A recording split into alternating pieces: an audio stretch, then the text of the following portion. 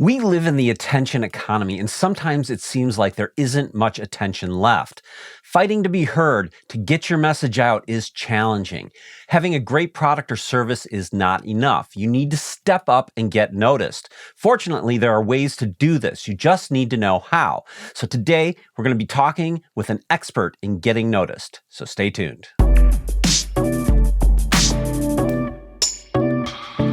Hey everybody, this is Chris Brandt here with Sandesh Patel. Welcome to another FUTR podcast. Kyle Roof is famous in SEO circles for his rhinoplasty Plano site. Now you may wonder why a rhinoplasty site is so significant. What if I told you that this business doesn't exist? The website is comprised of gibberish, lorem ipsum text, but it still managed to rank #1 in Google's search thanks to Kyle's magic. He literally broke Google. Now, these days, you can find Kyle at the helm of his company, Page Optimizer Pro, and consulting on SEO strategies. So today, we're going to talk with him about why SEO is more important than ever, how it works, and what you should look for when doing it for your business. Welcome, Kyle. Hey, thanks so much. Thanks for having me. Appreciate you being here. This is a hot topic. And, Sandesh and I were talking about how this is kind of a fascinating area to us, because it's hard for us. It's mysterious. It's a struggle. Obviously, you know how to do it, but it's tricky. It's tricky stuff. But before we get into the nuts and bolts of all that, tell me a little bit about yourself, where you came from, how you got started in this, and what's going on. Well, in a previous life, I was an attorney, and I decided that I'd rather chew on shards of broken glass than do one more divorce. And I took the classic route of taking a sabbatical for a year and moving to South Korea and teaching English to kindergartners. I think it's a pretty common trek for most people. While there, I started a company. My 1 year turned into 5. and started a company and built a pretty complex website. And in the process of doing that, I realized I had a pretty strong team and I thought I could general contract websites. That's kind of what I got into. Then the fun started where I brought my brother into the company. He does web design and development. And I got the bright idea of moving to India. Because I was like, we're using these Indian freelancers. We could actually put a company together and have our own team and be a lot more productive. And we found a little spot in the northeast corner of India, and we opened up our business. And we were told we're going to get a shakedown from the police. And my brother is in India at the time. I am in the U.S. There's a knock at the door. It's the police. They asked to see the papers. He says, these are our business papers. And they say, these are the wrong papers. And he goes, okay, how much do you want? And instead of asking for a bribe, they put handcuffs on him and threw him in jail. Oh, wow. And so he's talking to the chief of police, and he says, well, these could be the right papers. I don't know. You have 2 choices. 1, you can leave town tomorrow. Or 2, you can sit in jail and wait for the magistrate to come, and the magistrate will sort this out. And my brother goes, well, when does the magistrate come? And the chief of police says, I don't know. My brother goes, well, I think I'll leave town tomorrow, sir. So he runs back to the office, grabs what he can. We get him out of India. And we're hemorrhaging clients because obviously our employees didn't want to be involved in this anymore. Sure. And my brother goes, well, I can take these 4 clients because he can code and he does design development. And we had just started this thing called SEO that I had just heard about. And basically for me to pay the rent next month, because I don't code, I needed to learn SEO to keep those contracts. And basically that day, and that's about what I did. I jumped right in, started figuring things out, and we took it from there. And turns out I wasn't too bad at it. And it seems like you've stuck with Asia too, because you're now in Thailand, which apparently is a huge SEO hotspot. Thailand's massive. Yeah, Asia keeps pulling me back in. I live in Chiang Mai, which is a small city up in all the way up in the north of Thailand, and it has a disproportionately large number of foreigners that live there, but also an incredible number of digital marketers and SEOs. Who knew? It's a remarkable place. At least for the SEO community, we have weekly meetups where people do presentations. Sometimes it's just social. I host a pub quiz where we do SEO trivia. That is one nerdy pub quiz right there. It is excellent. It's funny. We put everybody in teams, and it always starts off fun and games, and then by the end, people are yelling at each other. I told you to push B. Who knows? It's such a competitive market. Of course, with SEO people, of course it is. SEOs are competitive people. Yes, of course. What am I thinking? When you have like a results-based industry, they definitely are a competitive bunch. Cost of living is low here. Infrastructure is great. Quality of life is super high. It's really a nice place to be in. And I can tell you for myself, I've been here for a little over 2 years. And when you're watching people do like, flipping their sites for $4.5 million, another person doing a, low tens of millions kind of exit, and then that pushes you, like, well, I can do that. And I have done that since I've been here, is have an exit of that size in the low millions. So it's really nice being in an environment where there are people that are not only crushing it, but they're also willing to share. Yeah. And they're willing to help and they're willing to give and also hold you accountable. A lot of people need accountability, right, to get something done. And that is here too. It's kind of whatever support structure you need is available in this community. If you want more information on moving to Thailand, I'll send actually, KyleRoof.com. I get an affiliate commission from the city every time somebody moves. So I'd appreciate if they would just use my coupon code when they apply for their apartment. All right, so tell me, I don't think people really understand what SEO is and what it encompasses. What is SEO? SEO is search engine optimization is the idea, but the basic concept is if somebody's sitting in front of their computer and they're in Google and they type something in, there are sites that are shown, right? And you want your site to show up at the top. The idea to get that. So search engine optimization is optimizing your website and your web pages so that Google likes them more. So when somebody does a particular search, that you show up higher in those results. You're kind of famous in the SEO community for something you did around a website called Rhinoplasty Plano. Actually kind of getting back to at the beginning when you talked about doing something magical, a lot of people think SEO is magical, or they think there's like fairy dust involved. And really the reason that I did what I did for that was to show that it's not magical, it's math. Right. That the algorithm is an algorithm, and if you satisfy it with the math that it wants, you can rank very, very well. So what we did, there was a competition in SEO Signals Lab, which is a Facebook group. The competition was to rank for the term rhinoplasty Plano. Rhinoplasty is a nose job, and Plano is right outside of Dallas, Texas. And the only stipulations were you had to use a brand new website, so you couldn't have a site that you've done anything to before, and then you only had 30 days. So it was a real sprint. At the end of that 30 days, I say myself and my team, we entered, and then I think 27 other professionals entered as well. At the end of the 30 days, we actually took fifth. Only, I think, 7 people got a site to rank in the first place, which is kind of interesting. But about 2 weeks later, and we weren't really doing anything on the site anymore, but 2 weeks later, we went to page 1, and about 2 weeks after that, we went to number 1. About 2 weeks after that, we were in the maps. And about 2 weeks after that, we actually wiped out the maps and we were the knowledge panel. So we were Rhinoplasty Plano. Like we had the knowledge panel that you see when it's defining something, and we were number 1. And people really started to lose their minds, and they lost their minds because we did the whole site in lorem ipsum. Lorem ipsum is the fake Latin text that you put on a website when you're building it in order to kind of show what text would look like. But we did the math. We did the math for how many times we needed the target term, its variations, its contextual terms, and then we copied and pasted quite crassly those terms, those amount of times, into very specific places on a website. Because Google isn't just looking at a website as a whole, it's looking at very specific places on that site for important terms. And you want to get your important terms in those areas the right amount of times. And so that's what we did. And that's how we're able to rank that page in absolute gibberish. And just so I'm clear, so you didn't have any like external sites pointing to it and linking to it, so those sort of backlinks and that stuff wasn't part of this competition? We did the absolute minimum that we needed to do for indexing purposes, and we also did citations, which are business information. So we were trying to show Google that this is a business, essentially. Gotcha. But we did about, I think, 2 rounds of 20, so about 40 of those. A very minimal amount of backlinks going in. It wasn't a full backlink barrage as some people initially might have thought. And I've heard you say this before because I've watched, some interviews with you, with other folks, and you say that, it's not enough to have like a great product or service. You got to have, if you just put it out there, it's not like people are going to come and show up. There's just too much noise in the environment. You got to do optimization to get noticed, right? Well, Google also can't make a value judgment. I think anyone who's put up their web, I hear this all the time from business owners, and then they say something like, when I look at the results, I know my product is better than that product, like just objectively.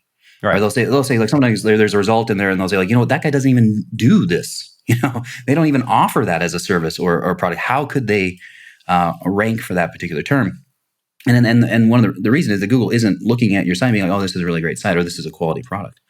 That's not what Google's doing at all. Google's looking at the page and trying to decide which page satisfies the algorithm better. Right. Now, that kind of gets into the people you'll hear like, just write good copy. Well, not at all.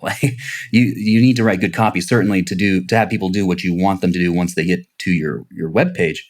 But before that, you have to satisfy Google's algorithm in order for Google to want to put that page anywhere near where somebody might find it. For a lot of people, they're interested in hiring somebody to do this, right? Because it's once understanding the value of it. And I think the value of it right now is like, we were talking earlier that this is sort of the golden age because there's so much content has moved online and so much content marketing is happening in lieu of sort of in-person things and that sort of thing.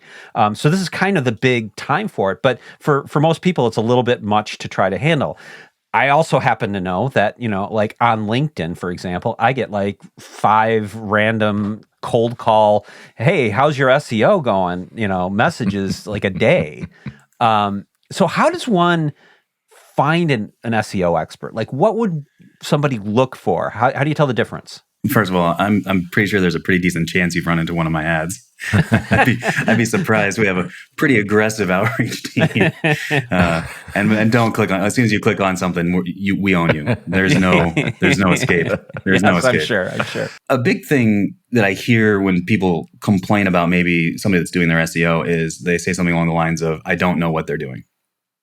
They say like, we are seeing some results and it feels good, but I have no idea what they're doing. And so I think the biggest thing you need to be concerned about is transparency. Do you know what they're doing? Because they should be able to tell you everything they're doing. Now, they might not want to tell you the step-by-steps. That's probably part of their IP and what they've learned and how to do that. But in broad strokes, they should be able to show you exactly what they're doing. Okay. A good way that things are handled is at the beginning of the month. You talk about what your monthly goals, maybe your quarterly goals are, and then what will be done that month in order to obtain those goals or obtain those objectives.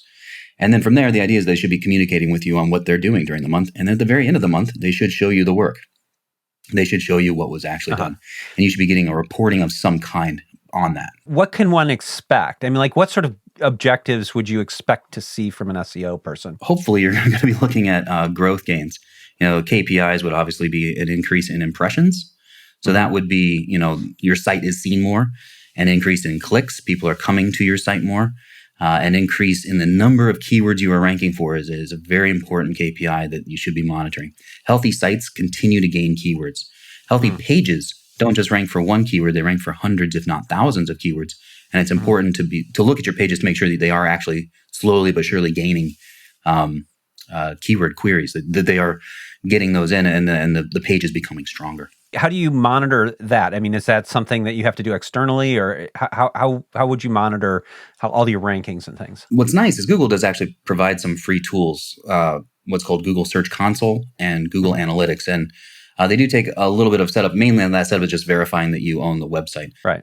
But the reporting that you receive should contain some data from either of those because they are free and they are directly from Google. And any other tool that does any kind of reporting will sync them in. You do want to see what are your target pages. Do you know which are the most important pages on your site? What is being done to push those up? So that should kind of be in the part of the report where it's describing what we're doing, right? What our objectives are. But then you should see some data about this is where we started, and this is where we've gotten to. You should see some form of benchmarking, which a lot of people actually don't do. But there should be a form of benchmarking. This is where the page started, and this is where the page is at now. So you can kind of see what that growth looks like. And that helps you evaluate, the work that's being done. Keep in mind, not every month will be a growth month, but you should be able to see that there's a plan here.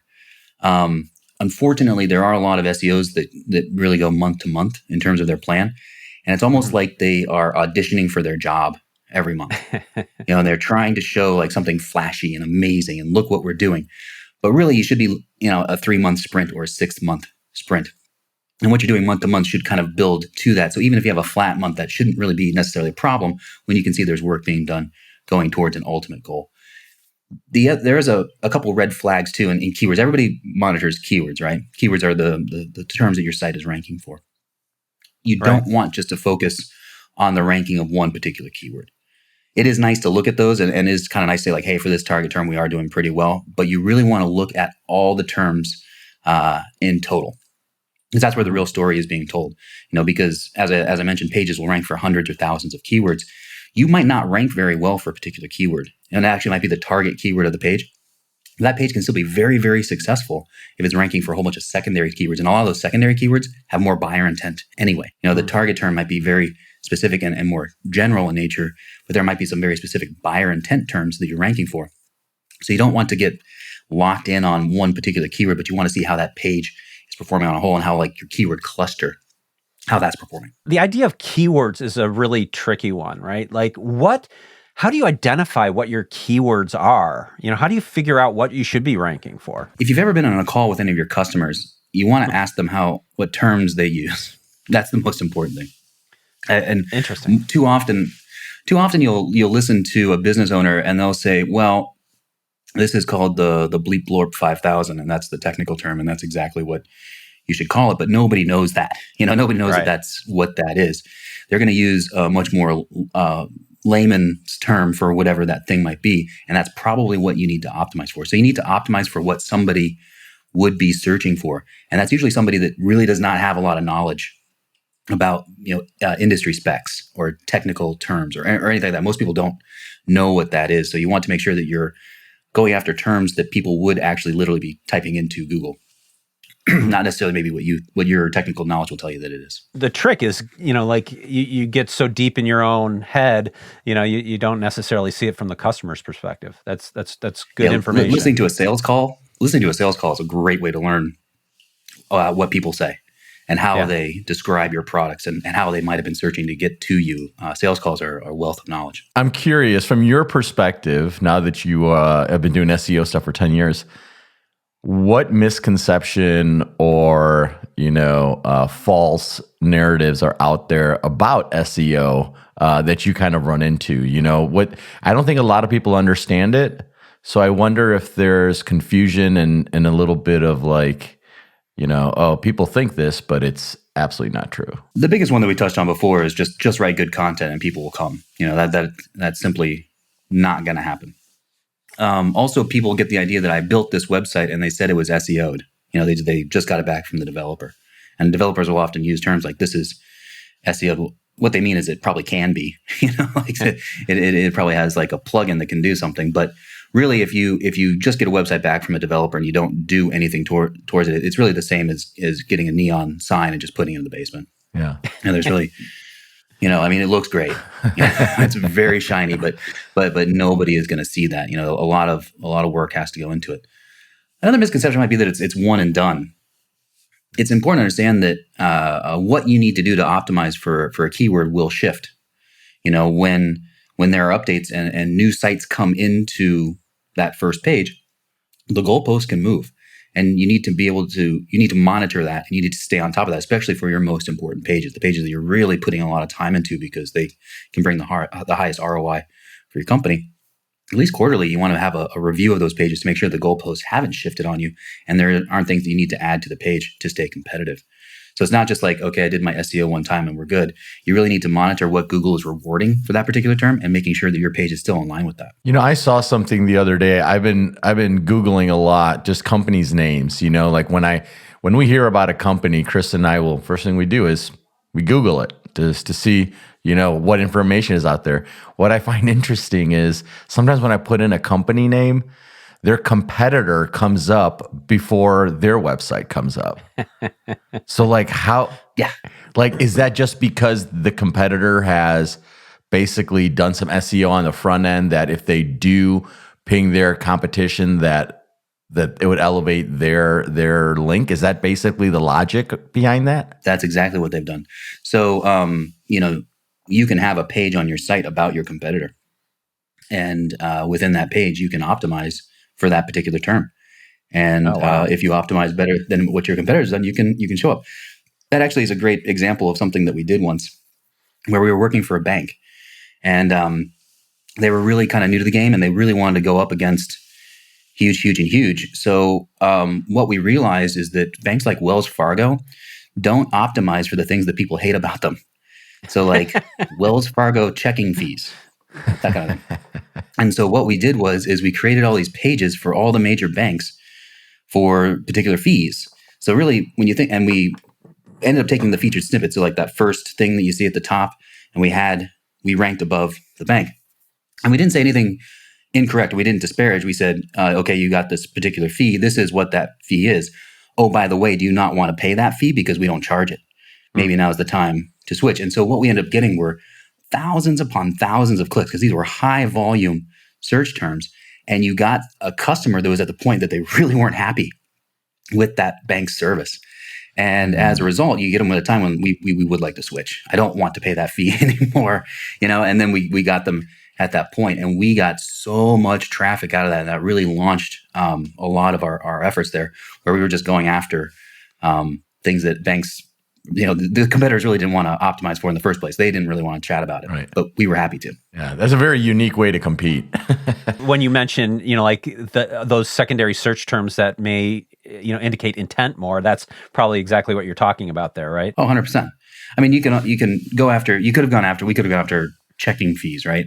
Generically. But it was much more to the point when somebody is like, you can see just like, red faced and like, Wells Fargo, like that's the one we wanted, right? The longer phrase that they want to go after. Conversely, if you're listening to this and you're like, we have some warts that, you should optimize your own pages to make sure that somebody else doesn't carry the narrative for you about your own products or your own services. It's not just the good news, it's the bad news you got to optimize for too, right? Well, sure. I mean, the cheapest customer to acquire is the one you already have. Right. Churn kills businesses. And so anything you can do to stop churn.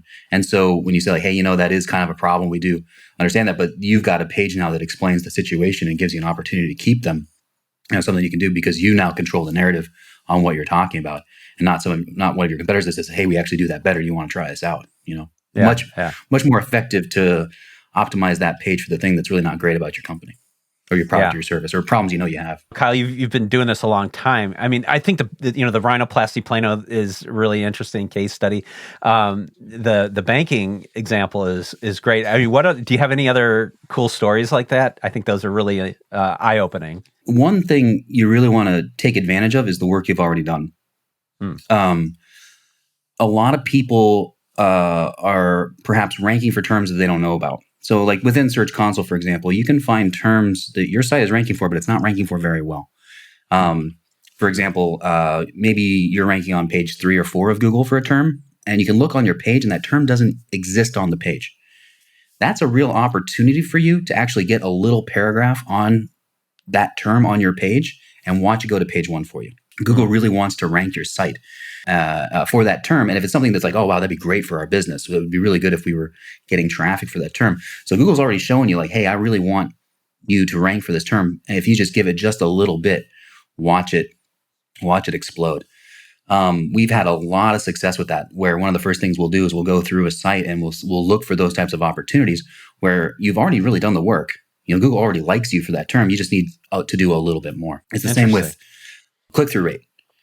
So that's the percentage of somebody sees your site and then clicks. Mm-hmm. There are all these studies you can read about what you should be getting, but those studies are garbage. You should figure out what your own click-through rate is, and you can find that in Search Console. And so then what you can do is say, let's say you've got a keyword that's ranking in the 5 spot, and you find for your site that you should be at 12% click-through rate, but you're only getting 7%. You're leaving 5% on the table. And that means it's just a very small little tweak is all you need in order to probably gain those clicks back. So you're leaving all that traffic on the table that you should be getting. And it's probably just a disconnect on your description, on your meta description, on what's being shown in Google. A little tweak there, and you actually might start getting a lot more traffic. These turn into gains of 1-2% a month, and we start compounding that over the lifespan of a campaign. You can make some really tremendous gains on your site without doing any heavy lifting or having like the need to do any serious like crazy SEO campaign. It's just really taking advantage of what you already have. And a lot of people don't realize that those opportunities are there. They just need to go and get them. The more I'm talking to you, the more I'm like, wow, I got a lot of work to do. Because I'm like, and like because I don't feel like our website's performing well enough at all now. And like on the YouTube side, that click through rate is really important, for their metrics, and just like elevating that. I mean, that's we'll have to figure out the whole YouTube side of it too, which is another animal, I'm sure. But if we could get the Google working, I think that's. Get the Google working for you. For sure. So Kyle, you've got Page Optimizer Pro and you've got a consultancy. Tell us a little bit about like what's next for you, where you're going with all of this. Well, we just had an exit on the agency, which is great, which we're very, very happy about. I don't have as much to do there. I am staying on in terms of like some of the strategy sessions. So like I will be somewhat involved in that, but by and large, my focus will now be on the software and then also the courses, the community that we have. Really, because if you've played with SaaS before, you know that growing SaaS doesn't require adding more people to your team, really. Right. I mean, maybe a few here or there, but with an agency, if you want to grow the agency, you have to build your human capital. You need to bring on more people. And but on the SaaS side of things, and even on the community, growth doesn't require that. You know, you can actually pull a lot of levers to increase your growth tremendously without having to bring on more and more staff, which takes margins to excellent positions, and the scalability is very, very nice. So that's the biggest thing for me, is really kind of pushing that and seeing where we can take it. Do you want to tell everybody what Page Optimizer Pro is? The basic concept is you put in the page that you're trying to optimize, and then we go through your competitors and we tell you, we do edge analysis. So we don't do like correlational work and we don't give averages or anything like that. What we say is, here are some opportunities where you could put specific terms in specific places to get an edge on your competitors. And that's sort of a monthly subscription sort of thing, correct? That's right. And we start at $22 a month for our lowest plan, and it goes up to, I think, $88 right now for the agency plan, which comes with like sub accounts and a few extra bells and whistles. If everybody wants to find you, the best place is kyleroof.com. That's right. Yeah, just go there. All my stuff is there, and you can see the agency, the tool, and the community. And there's definitely some videos on there. I know that you dump a lot of education on people too, right? A lot of my most current appearances will be on there. There's videos on there. There's a lot of stuff. So for sure, there's a lot of free learning that can be had. Everybody loves free learning. I have a feeling that Kyle is easy to find. I got to think if he's on Google, he's got that. If anyone puts in Kyle Roof, it's going to come pretty quick. I got to think. Yeah, I would imagine. Yeah. It's one of those things, yeah. Kyle Roof or Kyle Roof SEO. It's a pretty full page. You know, it was actually when you were talking about searching for brands, it is a pretty shocking thing how much people do not optimize for that. But one thing they really miss is optimizing for those third-party sites that show up. You know, like the review sites and stuff like that. You can go in and claim your listing and optimize it and show up higher. And so many people don't take the time to do that. When you search for your brand and search for your competitor brands, you can see the third-party sites that Google wants to rank for what you're doing. Go in and optimize those. So again, it's kind of like pre-reputation management. Like you're taking advantage of what's already ranking, what's already there, making sure that, again, that the message that you want to get across about your business can be done. So yeah, we've done a little bit of that. If you search my name, mostly you're going to see a full page of me. I should have said, like, just go find Kyle. You'll find him. That's how we should have left it. And just start asking around. Hey, Google, just start show me asking Kyle. around. Show me Kyle. This has been absolutely fascinating. It actually is freaking me out a little bit because I'm like, God, I got a lot of work to do here that I need to, fix this because I know I'm not doing enough or doing it right. So this has been eye-opening for me. So thanks so much for coming on. Really appreciate you doing a knowledge dump on us, and good luck with everything going forward. Thanks so much. Thanks for having me. I was very happy to be here. Thank you.